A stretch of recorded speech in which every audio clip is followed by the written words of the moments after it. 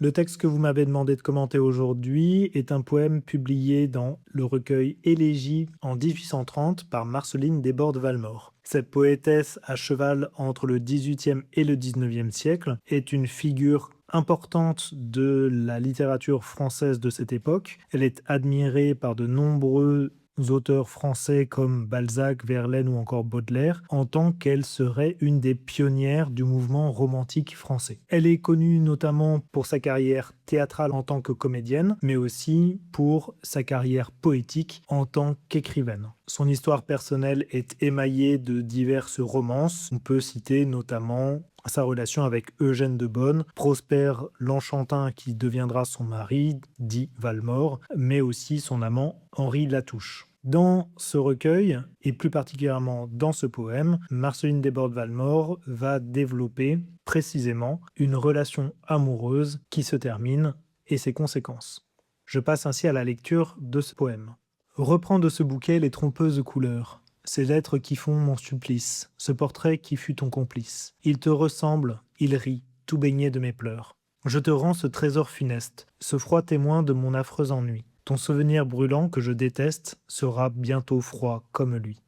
On le voit, cette déploration suite à une tromperie amoureuse se fait plus ambiguë à mesure que le poème progresse. En l'occurrence, nous pourrions relever un passage progressif de la colère à la supplication, mettant en scène l'ambiguïté de sa réaction face à la rupture. Contenu dans le recueil Élégie, nous pouvons donc nous poser la question suivante: de quoi ce poème est-il l'élégie? Pour traiter cette question, je diviserai mon texte en 3 parties. Une première du vers 1 à 10, dans lequel nous aurons un rejet du traître, qui se manifestera par une certaine forme de colère de l'autrice, puis du vers 11 à 20, dans lequel le souvenir de l'homme aimé s'impose à l'autrice, et enfin un refrain constitué du dernier quatrain qui prendra la forme d'une supplication ambiguë.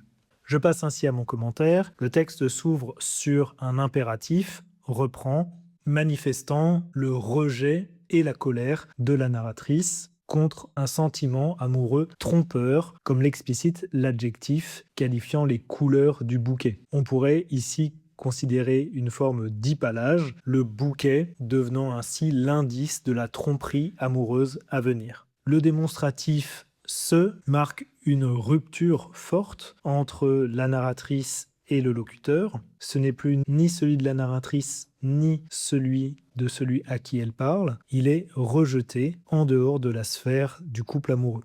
Ce démonstratif va se répéter au vers 2 et 3, ces lettres, ce portrait, qui, comme le bouquet, deviennent des indices de la tromperie. On note l'usage du nom commun complice, qui relève du vocabulaire judiciaire, la tromperie étant annoncée du fait de l'usage du temps du passé simple, et les lettres, elles, vont devenir ainsi le symptôme de cette tromperie, comme le montre le nom commun supplice, qui veut dire torture, relié aux lettres par, cette fois-ci, un présent d'énonciation. On aurait donc ainsi un système qui s'étale sur le temps long, une tromperie dont on avait des indices en amont, dans le passé, et qui se manifeste dans le présent par une souffrance rappelée par le dernier mot du quatrain, les pleurs, qui s'opposent au rire du portrait. Se mettent en place ainsi 2 personnages, une femme délaissée et un homme trompeur, au sein d'une relation amoureuse manifestée par les rimes embrassées, qui relève d'une séduction plus que d'une véritable histoire d'amour. Le deuxième quatrain manifeste la rupture par le choix des rimes cette fois-ci alternées et non plus embrassées.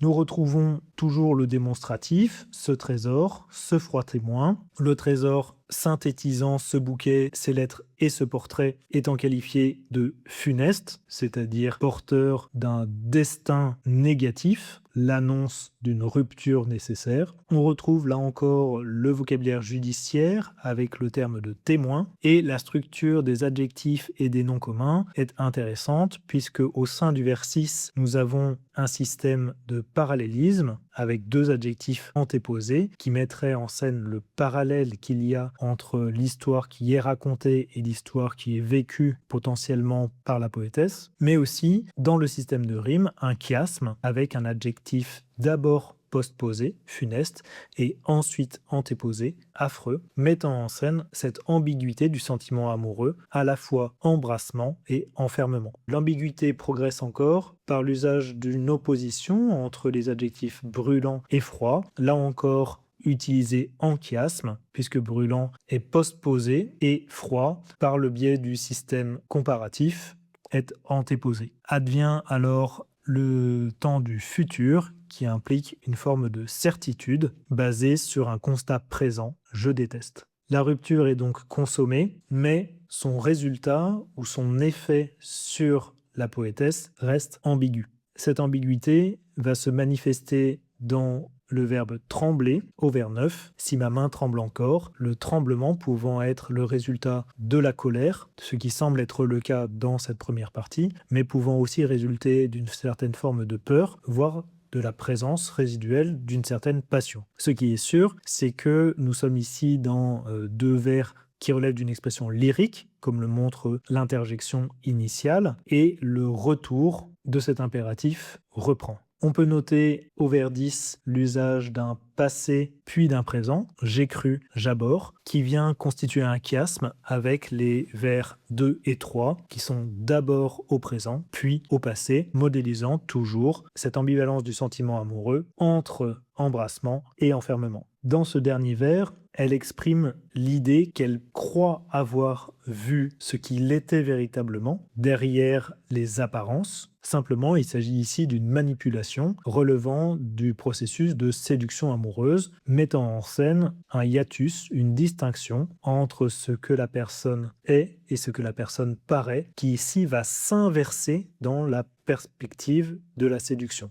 Il n'est pas ce qu'il paraissait et il ne paraissait pas ce qu'il est. Ce dernier système de rime est plat, montrant ainsi la platitude de l'amour séducteur. Je passe ainsi à la deuxième partie, qui s'ouvre là encore sur le nom trompeur, qui forme ainsi un polyptote avec le vers numéro 1, confirmant la qualité d'hypalage du premier adjectif. On trouve aussi une répétition de la locution verbale « j'ai cru », insistant sur l'illusion créée d'une part par le séducteur, mais aussi par la perception amoureuse que la femme a de cet homme. Ce regard se voit qualifié de fantôme, insistant là encore sur l'aspect funeste de cette relation. L'idée de trouble, là encore, rappelle l'indéfinition du tremblement entre colère, peur ou passion potentielle. Les vers 13 et 14 relèvent, comme les vers 9 et 10, d'un système chiasmatique, du fait que le système hypothétique est antéposé au vers 9 et est postposé au vers 14, toujours métaphorisant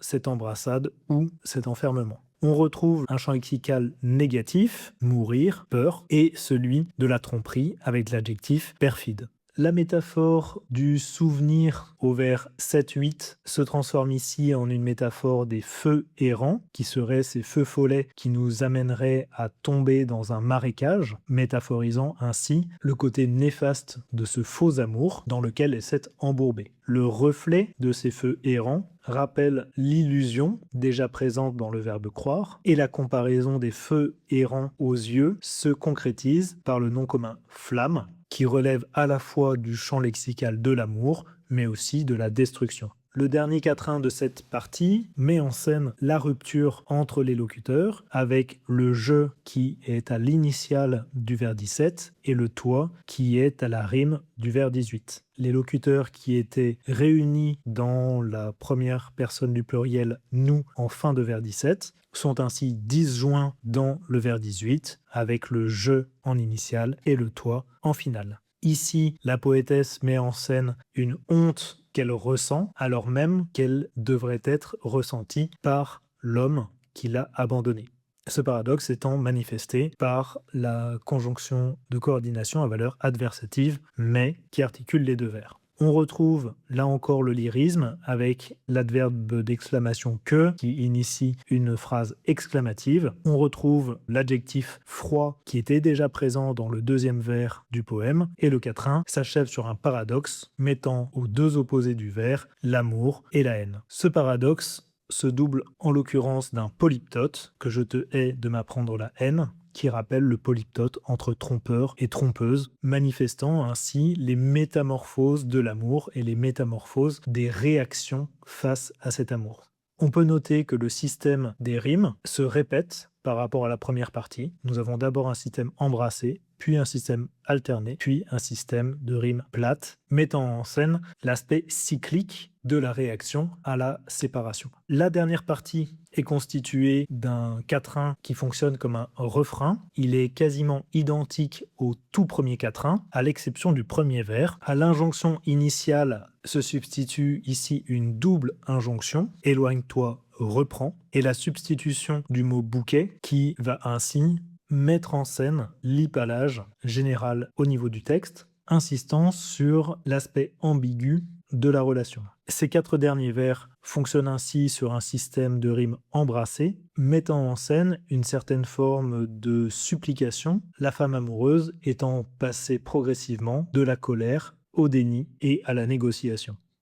De quoi ce poème est-il l'élégie ? Nous avons vu dans un premier temps que ce poème constituait le récit d'une rupture amoureuse qui se fait sur le mode de la déploration. En ce sens, le poème en lui-même pourrait correspondre à différentes étapes du deuil de cette séparation, la colère tout d'abord, puis le déni, puis la négociation. Il est intéressant de voir que la dernière étape de ce deuil, à savoir l'acceptation, n'est pas présente dans ce texte-ci, montrant précisément que l'on s'arrête à cette déploration d'un objet définitivement perdu. Par ailleurs, cette perte de l'être aimé, qui correspond donc à une perte de l'amour ressenti, est consécutive à une tromperie de la part d'un séducteur. Cette perte de l'amour devient donc une perte de confiance en l'amour. C'est l'amour en lui-même, et non plus simplement l'amour particulier qui les unissait, qui est perdu. Tout cela va être mis en scène par les contradictions internes du sentiment amoureux, qui est à la fois chaud et froid, passé et présent, mettant en scène l'être et le paraître. Ces systèmes d'opposition